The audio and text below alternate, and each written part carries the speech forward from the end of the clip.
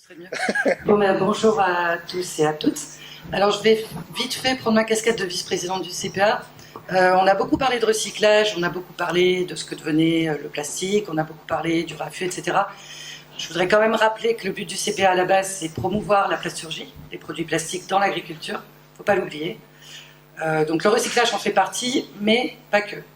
Donc, dans ma présentation, ma société, bon là je change de casquette, je reprends ma société de propriétaire et gérante de la société Cantagri.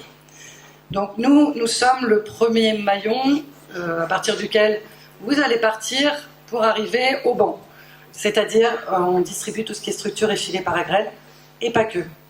On s'inscrit complètement dans le cadre d'une agriculture écologiquement intensive, dans le sens où nos produits sont destinés à la base et depuis des années, et sans même qu'on sache que nous étions acteurs de cette écologie intensive, on va dire, notre but est de protéger les cultures. Voilà. Hors produits phyto et chimiques. Donc je vais vous montrer un petit peu ce qu'on fait. Voilà. Donc on commence par des structures de palissage. Donc nous en fait dans l'entreprise on ne distribue pas que les filets, on fait toutes sortes de types de protection. Donc on part en fait d'un sol nu et on finit, hormis les plans, on fournit tout ce qu'il va y avoir en termes de protection et de palissage. Or la seule chose qu'on ne va pas fournir c'est les plans. Donc là, c'est un exemple de palissage qui est fait pour supporter de la bâche. On fait toutes sortes de systèmes par agrève. Donc ici, nous, on est tout à fait dans la démarche du trio gagnant, en l'occurrence du duo gagnant, puisqu'on est à la fois fabricant, distributeur et en contact direct avec les producteurs. Et au fil des années, on a adapté des systèmes qui visaient à éviter d'avoir trop de consommables, donc trop de déchets, notamment dans les systèmes par agrève filets croisés que vous avez ici, où on recroise normalement des sangs d'eau. On est parti sur des systèmes de ressort qui sont relativement nouveaux, puisque ça fait à peu près 6 ans qu'ils sont au point. Ça avait été tenté il y a quelques années, mais ça ne fonctionnait pas dans la formule qui avait été choisie. Donc nous, on est vraiment à l'écoute de nos clients, des producteurs, et lorsqu'ils nous demandent des innovations, souvent les innovations que nous on propose, en fait, elles viennent à la base, non pas de nous du tout, même si j'ai tendance à m'en attribuer le mérite, quand même, mais en fait, elles viennent des producteurs directement. Ça, c'est tout à fait un exemple de construction qui a été faite à la demande des producteurs. Voilà. Au lieu des sangs d'eau, on a utilisé des ressorts qui sont récupérables, pérennes, et qui vont durer la durée de vie du verger, voire plus, qui en plus sont en métal galva, donc peuvent être récupérés à la fin de leur vie. Voilà. Ensuite, bon là je vous montre pour exemple ce qui existe. Donc on va couvrir tout type de culture. Donc on est vraiment dans des systèmes qui sont adaptables à n'importe quelle culture, puisque la culture en France, l'agriculture a évolué. On avait des cultures de base, notamment dans le sud-ouest par exemple, on avait beaucoup de pêche, on n'en a plus. Par contre, on avait moins de pommes, on en a énormément. Ici, vous voyez, c'est sûr de la vigne en l'occurrence, du raisin de table. On a adapté nos systèmes aux nouvelles formes de culture, donc encore une fois, on est vraiment dans le système d'un échange entre les producteurs et leur volonté et ce qu'on va leur proposer qui correspond à leurs attentes et aux nouvelles formes de culture. Donc ça, ce sont des nouvelles formes de culture de vigne qui économisent la main-d'œuvre, puisqu'au lieu d'avoir un palissage vigne classique, dont vous connaissez peut-être pas, je vous parle peut-être chinois, mais un palissage vigne classique, vous avez des fils de fer de partout. Dans cette forme-là, vous avez des T en métal, un petit peu comme le kiwi, et du coup, on est obligé d'adapter la protection. Alors, cette protection est anti-grêle, mais également, elle fait effet de brise-vent, il ne faut pas l'oublier, anti-insectes, anti-oiseaux, selon le filet qu'on va choisir. Donc on est vraiment dans une protection globale. C'est pas juste du filet ou du plastique qu'on vend, ou des poteaux, ou des ancrages. C'est tout un concept qui fait que l'agriculteur va résoudre ses problèmes de protection avec des éléments mécaniques, physiques et non pas chimiques. Voilà. Donc voilà un système à lisière décalée.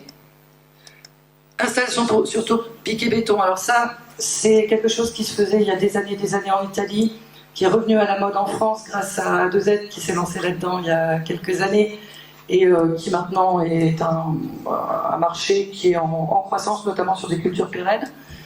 Voilà, donc ça c'était juste pour exemple, ce qui existe. On fait également tout ce qui est protection, un système de maintien des cultures. Donc je vous ai parlé tout à l'heure de la vigne. Ici vous voyez ce qu'on utilise en support de culture pour faire pousser des kiwis. Voilà. Donc ça c'est juste pour exemple. Voilà. On parlait des phénomènes climatiques et de protection. Donc ici, Nous, on était à la base spécialisés dans la protection grêle. Par contre, on se rend compte qu'il y a de plus en plus d'événements climatiques et notamment de coups de vent. Et dans des régions comme celle-ci, qui est la région des Landes, en l'occurrence de l'Adour, la problématique n'est pas la grêle, mais le vent. Il faut savoir que leur culture, on est un gros bassin de culture kiwicole sur l'Aquitaine. Et la problématique du kiwi, c'est que les nouvelles variétés particulièrement sont extrêmement sensibles au vent. C'est-à-dire que lorsque le kiwi est très jeune et qu'il y a du vent, le bois des branches des cannes de kiwi frotte sur le fruit et le fruit après est inexploitable, il ne peut pas être récolté. Donc on a répondu à ces problématiques en faisant des installations complètes brise-vent ou des brise-vents sur bordure comme cela. Et ici un brise-vent incliné, et hier j'ai entendu quelqu'un qui disait qu'il y avait eu des études de perméabilité, etc. sur les filets d'élevage. Ça a été exactement la même chose pour l'arboriculture. Donc ce qui est valable pour une filière est valable également pour l'autre. C'est intéressant parce que du coup, on a à peu près les mêmes problématiques, même si nos métiers de base ne sont pas tout à fait les mêmes.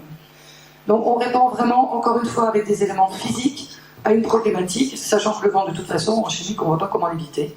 Je ne vois pas comment il n'existe rien. Donc on apporte des solutions vraiment de protection et de pérennisation des exploitations agricoles. Sur un kiwi G3, les nouvelles variétés jaunes, si on n'a pas de protection brise-vent par grêle, c'est juste pas viable. Voilà. Et c'est des plantations qui coûtent à peu près 40 000 € hectare, rien que la plantation. Donc laisser 40 000 € hectare partir à la poubelle, c'est un petit peu dommage. Donc notre rôle, en tant que fabricant et conseil, c'est de trouver des solutions adaptées à chaque cas. Donc ça, c'est un cas particulier où le verger est très long, donc on est obligé d'avoir une portée de brise-vent très longue.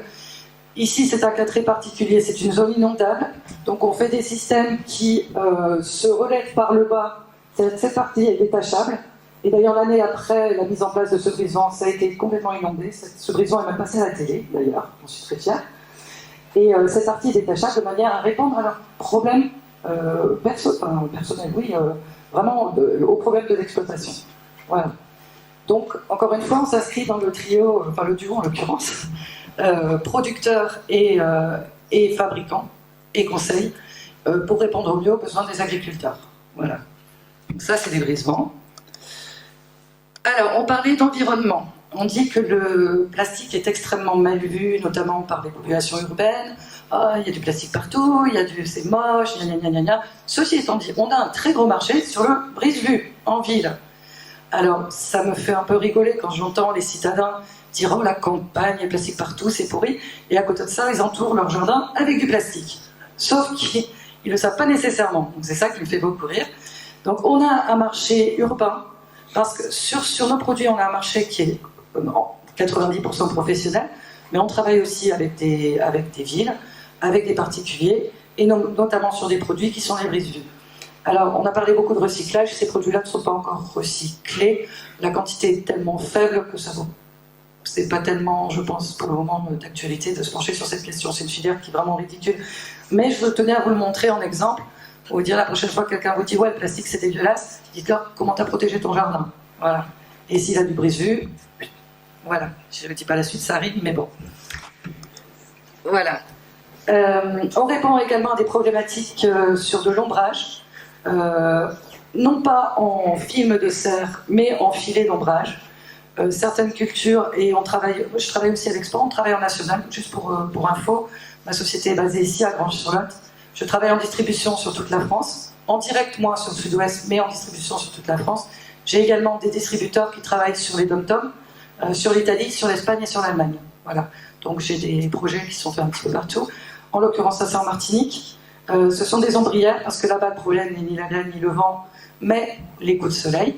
Et donc on a fait des systèmes qui sont conçus pour rester en place toute l'année et protéger les cultures du soleil. C'est également en place sur des cultures de chrysanthèmes. Vous en verrez du filet noir sur chrysanthème en France, parce que c'est des cultures qu'on laisse en pot en plein soleil. Et dans nos régions, on a des très belles arrière-saisons, comme vous pouvez le constater d'ailleurs. Et de fait, on a besoin de protéger les plantes du soleil pour pas qu'elles flétrissent. Voilà. Donc les ombrières, encore un type d'utilisation de plastique. Bon, après, pour la petite histoire, nous faisons également de la protection anti-gel, donc avec des systèmes de tours anti-gel. Alors ça, par contre, c'est beaucoup moins écolo parce que ça tourne au fioul. ou au gaz naturel. Mais bon, c'est une autre activité de l'entreprise. Pardon ? Non, ça n'intéresse pas. Bon. Et donc voilà, c'était juste pour montrer qu'on est vraiment dans la protection de la culture en général, quelle qu'elle soit, principalement arboricole.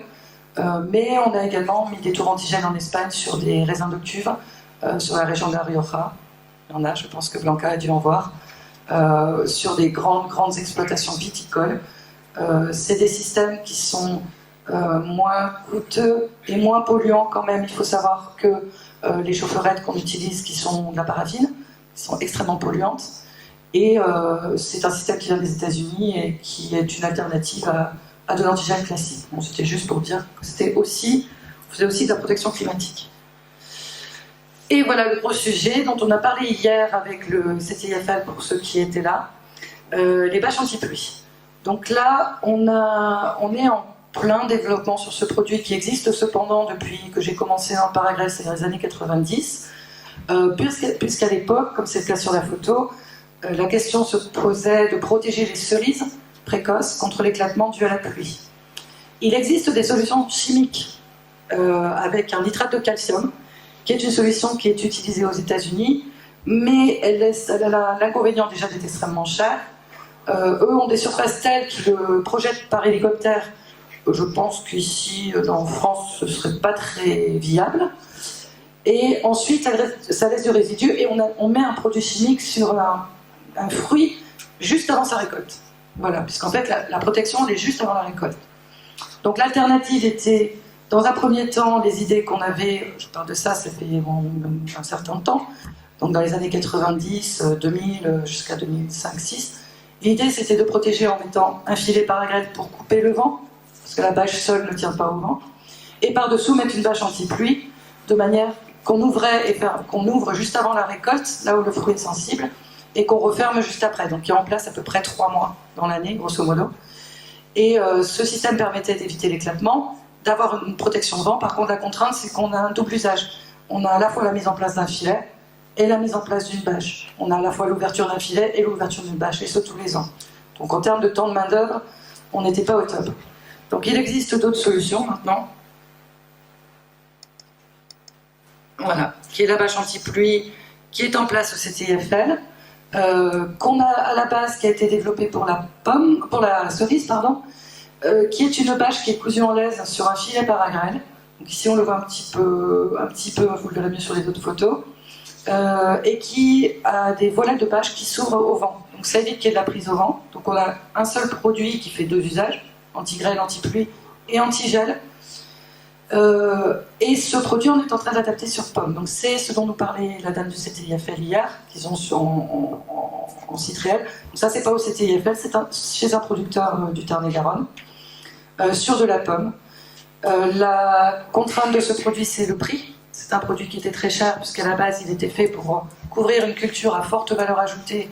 Or, maintenant, on veut le mettre sur la pomme et le kiwi, qui sont quand même des cultures à beaucoup moins forte valeur ajoutée, surtout pour la pomme, certaines années. Donc on a fait une bâche spécifique pour la pomme qu'on va commencer à mettre en place là cet automne, où on aura moins de pente, donc une hauteur de passage un peu plus importante, et surtout un plastique fait différemment avec une partie fixe plus longue et 2 petits volets, ce qui permettra d'économiser les coûts et de rendre ce produit viable sur de la pomme. Actuellement sur de la pomme, c'est économiquement pas très rentable. Voilà.